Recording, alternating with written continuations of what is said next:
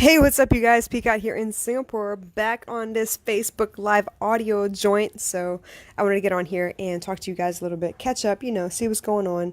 Um, Been a good day yesterday. I got a lot done. I decided to dismantle my website all over again and start over because Elementor has come up with their own theme for WordPress called Hello. So if Elementor came out with it, I know that's going to be very, very compatible with Elementor Pro, which is what I work with. And I know it would be like sleek, smooth, fast to load, all of that stuff. It's just a matter of revamping and making it simple. Yes, I'm one of those people who likes to reorganize 10,000 times, but this I'm hoping will be it. I don't want to do this again. I just want to get this done, focus on this, and then, hopefully by next week we can launch the new website. But in the meantime, obviously, I still have clients, I still have work to do, I still have to create content. And yesterday I dropped a video. It was a little out of the ordinary. I have been doing readings and stuff. I have been talking to my daughter on camera with you guys and stuff. But yesterday I wanted to talk to you a little bit about time management because, man, I've been going through it for real. Like, being your own boss, being in charge of my time. Yeah, I'm not adult enough for that, for real. Like, I needed to have someone kick me in the ass and tell me, hey, look, you need to settle down and focus, and this is how you need to do things. And it's not that I didn't know this stuff, but it's different when you're told again. you know I feel like it's a slap in the face, and I get to I get to listen a little bit better than I was before. Anywho, so, dropped a video on time management. I'm about to create some content for Instagram here in a little bit, but I wanted to jump on and talk to you about something that's kind of been like running through my mind a little bit since a very serious conversation I had with a client yesterday. So, for those of you who know or don't, I am a counselor, a mentor, mediator, family member, sister, mother, like all of that, right? But primarily in my business, I talk to people about their emotions, their self-image, how their communication style, their relationships, all of that. Because I feel like if you know yourself really well, then you can effectively tell people what you want, what you like, what you don't like, what you appreciate, all of that stuff. And you don't have to mince words ever. That's the one thing I don't like. I don't want you to ever have to mince words. And that's what I'm fighting for right now. So one of my clients called yesterday and she was in a panic. She was very, very upset. And she just happened to go through a very difficult situation where she found out that the gentleman in her life was not faithful. So obviously that is a blow to the ego, and it is very difficult to wrap your head around. But the more difficult part of that is when you have been cheated on, the bulk of the work lies with you. I don't know if you realize this or not. The bulk of the work lies with you because you need to sit there and reconcile every other memory you've ever had. So let's say that and I mean, I've been through this, so let me use myself as an example, right? I remember when I was in college, I was dating a guy, and he was my very first boyfriend. We were serious and everything. And the first 2 years, brilliant. It was awesome. It was easy. Okay, not the first two, maybe the first one. So we started dating like end of 1999. Yes, I'm aging myself. Come summertime, we had to separate. We had to go our separate ways for the summer. College. You go home for the summer, you come back in the fall. But we kept in touch all summer long. That was kind of cool, right? So we were still like into each other. In the fall, it was great. We were still doing well. Hey, Anitra. And by, I'm thinking maybe the spring of the very next year, things started to change. And what ended up happening was I saw the signs along the way, but I just figured, he's stressed out with school. He's stressed out with football. Maybe it's just, I don't know. I was working about 50 hours a week and full load coursework wise. And I was just trying to mind my business. I don't have that much time after that. So I just was around a lot, right? But something, I guess, changed, and he ended up stepping out on me. But I didn't find out right away. So it was one of those things where there was a party, and I had gotten to a point where he didn't really enjoy being around me at parties. And I get it. You go out with your boys, you want to go hang out with your boys and, shoot the shit or whatever. And you don't want to be stuck with your girlfriend the rest of the night. And I get that. So all I was looking for was it was a one-horse town we went to school in. So if we end up at the same clubs because everybody was at the same club. And all I wanted was, save one dance for me. Acknowledge me when you see me. Just be like, hey, what's up, whatever. And we do our own thing. It's not a big deal. But things have changed, and I ended up just not even going out anymore because I just, didn't want to deal with that look on his face, basically. So I was adjusting myself to accommodate him. Well, this one party, He went out, hung out and everything, and it's customary that he usually call me around midnight and let me know that he's okay. Just that he's okay. Hey, what's going on? You know, I was thinking about you. I'm good. I'm coming back, or I'm not coming back, or whatever. Doesn't matter. No big deal. And I couldn't get a hold of him. He usually calls me, so when he didn't call me, I waited. And once the time had passed, I was like, let me go call him and see what's going on. Obviously, at the time, I knew all his friends, and I was just worried. Okay, people drinking in Harrisonburg, Virginia. It is a one-horse town, but stupid stuff still does happen. And I was just literally worried for his safety. I'm not one of those girls that, I fake a stomach ache. I need the guys to stay home. I don't want you to leave. Like, none of that. I'm not insecure like that. At least I didn't think I was. So I called him to find out where he was. Couldn't get an answer. Called his roommate. Couldn't get an answer. Called a couple of guys, only because I was worried. And finally, somebody, answered the phone. Was like, "Yo, it's cool. He's over with, he passed out at the house that we were partying at or whatever. He'll be back in the morning." Cool. That's all I needed to know. Very cool. I will, go on my merry way. I didn't think nothing of it. Next day when I saw him, I asked him, "Yeah, you okay? Was everything good?" He was like, "Yeah, everything's good. Let it be." It just so happened that later on that year, I found out through a mutual friend. No, it wasn't even a mutual friend. The girl came and talked to me. And she was like, "I'm so sorry, I didn't mean to cause any trouble. It was a one-time thing." And I was like, "Oh, really? It was a one-time thing." So, yeah, so he told me, but I want to hear, what you thought happened, because I don't want there to be any confusion. Obviously, I caught him in a lie. So at that point, I was questioning everything that happened before then. So this is what I'm talking about. When someone steps out on you, you tend, and I'm not going to use the word victim, but the person who basically had their heart broken, the burden of reconciling all of those events sits with you. You have to go back and understand whether everything that happened before you found out the truth, up to the date when it happened, was all of that real? Was all of that fake? What is all that? You start to question everything, right? You start to question reality. And then you start going through, it's the whole grief process, the denial, the anger, all of that stuff. But at some point you start questioning what you deserve and what you don't.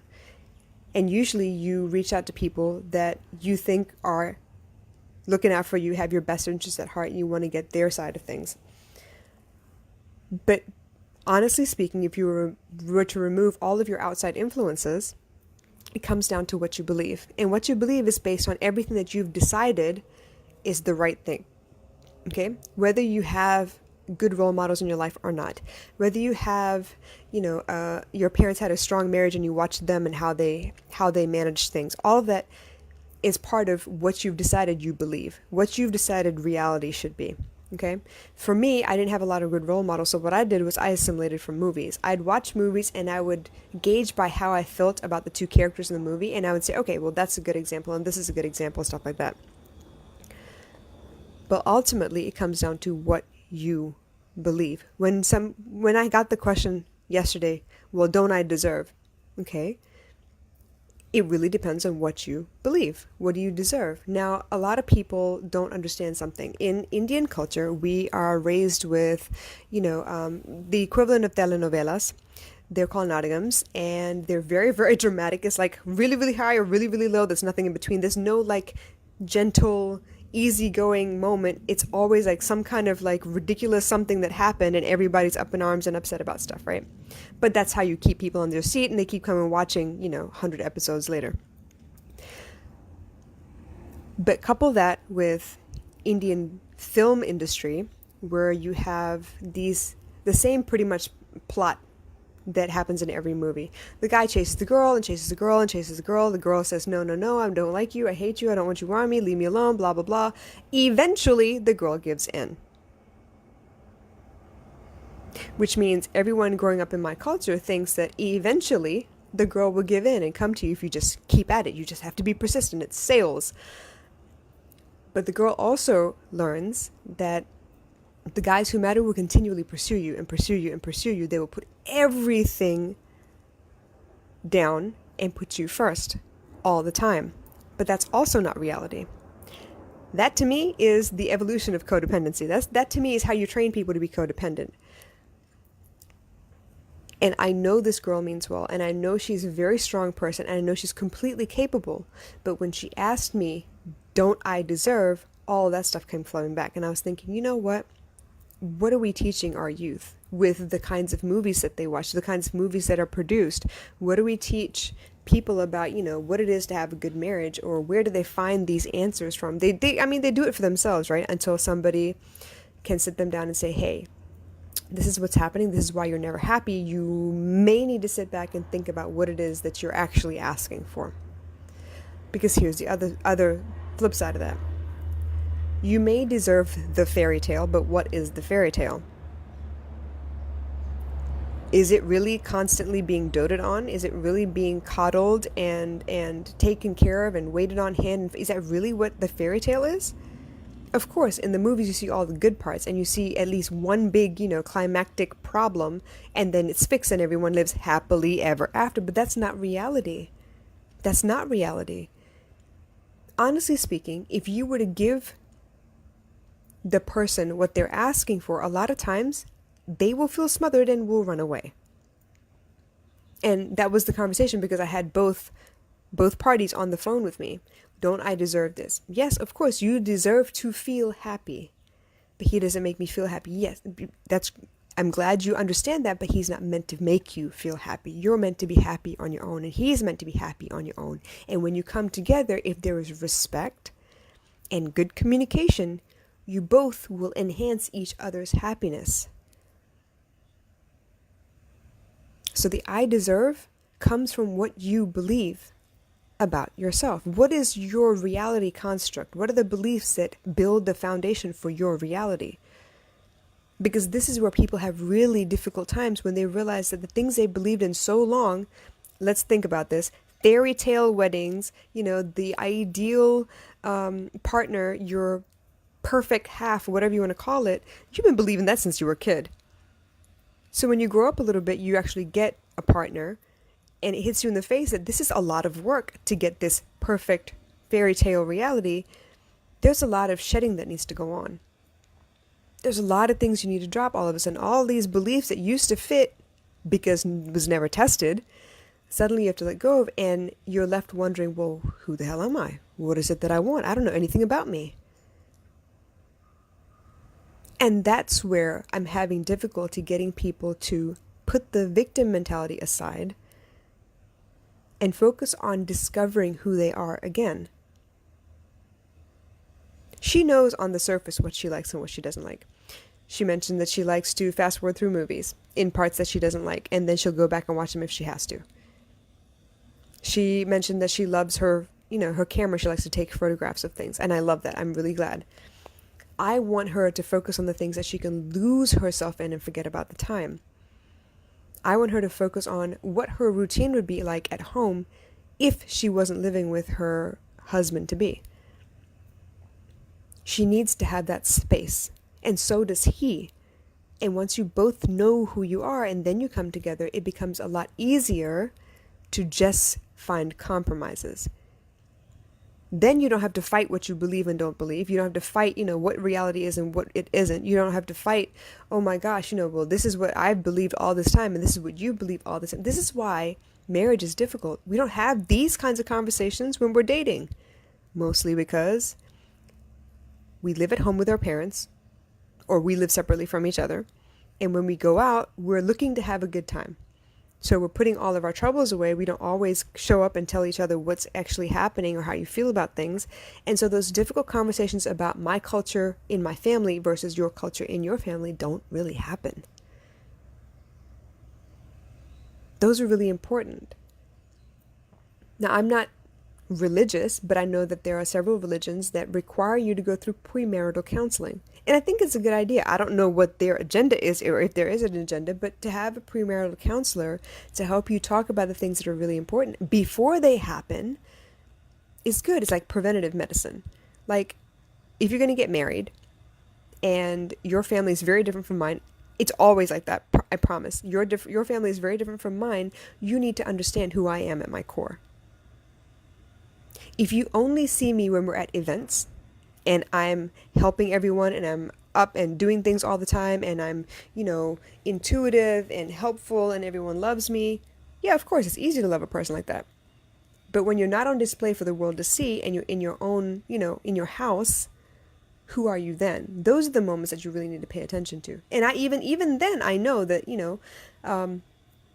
some couples will come over to, let's say, the guy's parents' house and hang out at the guy's parents' house. And that's cool and everything, but the guy has his own room. So at some point, you're going to go off into the room and do whatever you're going to do. But that's not where the parents or the siblings can kind of check the guy and make sure he's being himself. Like who he is when the girl's not there, that's not happening. These are major conversations. This is why marriages break down. You don't get to see all of the person before you decide to commit. You see the good parts. And I mean, that's not a bad thing. But it's almost like buying a lemon. And by that, I mean, a used car that isn't really in good shape. It just looks really nice. And maybe it runs the first, 30 km or whatever. But after that, it's going to cough and splutter and all kinds of stuff. You need to be in situations where you can really get to know the person. But before that, you need to know who you are. So many of these people who get into relationships, it's like right out of high school, right? And that's cute and it's so, adorable and so, just like the movies. But that's not reality. Just because you've been with each other for a long time doesn't mean you really know each other either. Think about it this way. I have several friends. I'm proud I have several friends. Aren't you proud of me? Okay, I have several friends, but I'm not the same person in front of each one. And that's not to say that I'm faking it, but you don't need certain parts of me sometimes. Maybe you don't need the counselor side of me. Maybe you need the think tank side of me. Maybe you need the big sister, take a load off, just come chill here. You don't have to do nothing. I'll take care of everything side of me. I have all of those things. That's still all of me. But your experience with me depends on what it is that you need from me. This is why I get, a little frustrated when people are like, I need to, what was the word recently? I need to protect myself from your energy. And I'm thinking, oh, cool. Okay. That's all right. So maybe you've outgrown me and you don't know any other way to say that you've outgrown me other than to say that I need to protect myself from your energy. Cool. That's cool. That's all right. I'm still here. I'm still being me. I'm not going to change. But if our time together has come to an end, then I wish you well. And I hope that, you got what you needed. But that's why I don't like giving, information about people before you get to meet them. Because my experience with that person would be very different from your experience with that person. It all starts with how you approach them or how that person approaches you and what their experience with me was. And if it was a business relationship or a friendship, or it could be any number of different scenarios. But if I don't know who I am and why I'm connecting with you, then I'm in not a very good position to explain things when things break down. It used to be that, you go to school, you finish, you travel the world a little bit, and then you settle down. That's what the guys have been taught to do, okay, in my culture. You finish school, you're expected to take some time off and go discover the world. And then when you come home, it's normally to say, okay, Ma, I'm ready to settle down, go find me a bride. Honestly. But by then, you've lived enough and seen enough things, and you've been tested a couple of times, and you know what you do and don't like. You know what you will and won't adjust with. You know what you will not compromise on. So then when you are presented with a woman or you start dating somebody, you can say that right off the bat without feeling badly about saying it. Right now, we're so hell-bent on trying to impress the other person and make sure that they never leave us that we're hiding parts of ourselves. And this is why after a couple of years, you can't hide anymore. It's bothering you, but you didn't say anything in the first place. So how do you even broach the topic? Like now it's a big problem. That's what I'm fighting to reduce. I don't want people wasting time. It's okay to outgrow people. It's okay to, after 2-3 dates be like, yeah, this is not cool. I'm not interested. That's good. That's really good. Obviously, there's a nice way to say that, but it's a good thing. All of us are in here for the long haul for some reason, though. A lot of people here in Singapore that I've seen are dating for the long term, dating to escape their house, dating to, I don't know, just this is, I'm going to marry this guy. And then when things are starting to break down after 2, 3 years, they're like, oh my God, but I put in all this time and I don't know what to do and I don't want to leave him. And yeah, but if you're not happy, you're not happy. And nothing you do after 2 years is really going to change that unless the other person is willing to change a little bit. But here's the thing, do you really want them to change for you? And then that'll be a point of contention later on? Wouldn't you rather just be yourself and let them be themselves? And maybe you make each other be the best version of each other as possible. But if it doesn't work, it doesn't work. It's okay. This fear of failure kind of pervades every area of our life. And I really hate that idea. I would rather us try and fail faster, fail forward, fail towards your ultimate happiness. Because if you don't fail, you won't know what you can and can't take, what you will and won't allow. Your reality is based on what you allow, your beliefs, and what you allow. But the hardest thing is when someone asks me, don't I deserve? I know it's a signal saying that, you know what, we need to look at your beliefs again and see if they still hold true for the person you are now. That's been the difficulty. So I hope this made sense. I hope you understand where I'm coming from. These are really difficult conversations. And I don't want you to feel like you're alone. There are a lot of people going through this right now. But if you ever feel like you need to talk, why don't you reach out? Let's have a conversation. I don't know if I can help you. I don't know if you want my help. But I'm willing to try if you are. I'll holla at your girl. I will talk to you again soon. Bye.